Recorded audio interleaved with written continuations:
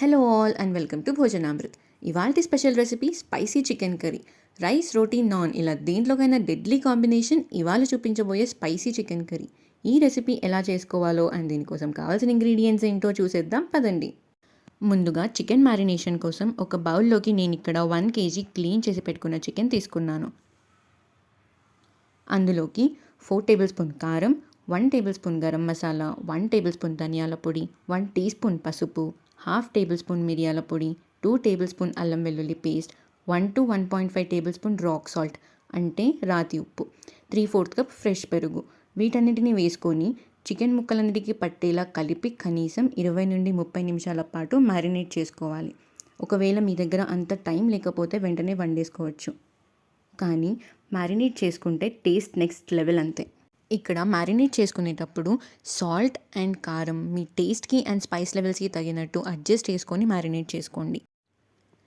ఈ చికెన్ కర్రీలోకి గ్రేవీ కోసం మనకు కావాల్సినవి 5 ఉల్లిపాయలు, 2 టమాటాలు, 3 పచ్చిమిర్చి అండ్ కొంచెం పుదీనా. వీటిలో 2 ఆనియన్స్, టమాటాలు, పచ్చిమిర్చి, పుదీనాని రఫ్గా చాప్ చేసుకొని ఒక మిక్సర్ జార్లో వేసి మెత్తటి పేస్ట్ లాగా చేసి పెట్టుకోవాలి. మిగిలిన 3 ఉల్లిపాయలని ఫైన్గా చాప్ చేసి పక్కన పెట్టుకోండి. ఆ తర్వాత స్టవ్ మీద పాన్ పెట్టుకొని ఒక 5 to 6 టేబుల్ స్పూన్ ఆయిల్ వేసుకోవాలి. ఈ హీట్ అయిన ఆయిల్లోకి హోల్ గరం మసాలా వేసుకొని 1 నిమిషం పాటు ఫ్రై చేసుకోవాలి. గరం మసాలాలు ఫ్రై అయ్యాక మనం కట్ చేసి పెట్టుకున్న 3 ఆనియన్స్ని కూడా వేసి 2 to 3 minutes పాటు ఫ్రై చేసుకోవాలి. 3 నిమిషాల పాటు ఫ్రై చేసుకున్న ఈ ఆనియన్స్లోకి మనం ముందుగా రెడీ చేసి పెట్టుకున్న ఆనియన్, టొమాటో, పచ్చిమిర్చి, పుదీనా పేస్ట్ని వేసి ఆయిల్ సపరేట్ అయ్యేంత వరకు ఫ్రై చేసుకోవాలి. నాకు ఇక్కడ ఆ విధంగా ఫ్రై అవ్వడానికి 6 to 7 minutes పట్టింది.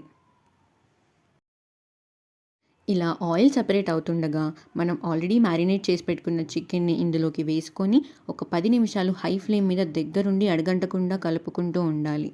10 minutes తర్వాత చికెన్ నుండి వాటర్ రిలీజ్ అవుతుంది. ఈ టైంలో ఫ్లేమ్ మీడియంలోకి మార్చుకొని చికెన్ మగ్గే వరకు ఉడికించుకోవాలి. చికెన్ మగ్గడానికి కనీసం 15 నుండి 20 నిమిషాలు పడుతుంది. ఈలోపు మధ్య మధ్యలో చికెన్ కలుపుకుంటూ వాటర్ కన్సిస్టెన్సీ చెక్ చేసుకుంటూ ఉండాలి. ఒకవేళ మధ్యలో అడుగంటుతున్నా లేదా గ్రేవీ కన్సిస్టెన్సీ చాలా థిక్గా ఉంది అనిపించినా ఒక చిన్న గ్లాస్ వాటర్ యాడ్ చేసుకోండి, సరిపోతుంది. నేనైతే ఇక్కడ వాటర్ ఏమీ యూజ్ చేయలేదు. చికెన్ నుండి వచ్చిన వాటరే కంప్లీట్గా సరిపోయింది. ఫైనల్గా దీని మీద కొంచెం కొత్తిమీర చల్లుకొని స్టవ్ ఆఫ్ చేసుకోవడమే. మన tasty and spicy chicken curry ready అయిపోయింది. చూస్తుంటేనే నోరు ఊరిపోతుంది కదా. మరింకెందుకు లేట్, ఈ సండే ఈ చికెన్ కర్రీని ట్రై చేసి మీకు ఎలా కుదిరిందో కమెంట్ బాక్స్లో కమెంట్ చేయండి. అంతేకాదు, ఈ రెసిపీ మీకు నచ్చినట్టయితే లైక్ చేసి మీ ఫ్యామిలీ అండ్ ఫ్రెండ్స్కి షేర్ చేయండి. ఇలాంటి ఈజీ అండ్ సింపుల్ రెసిపీస్ కోసం భోజనామృత్ని సబ్స్క్రైబ్ చేసుకోండి.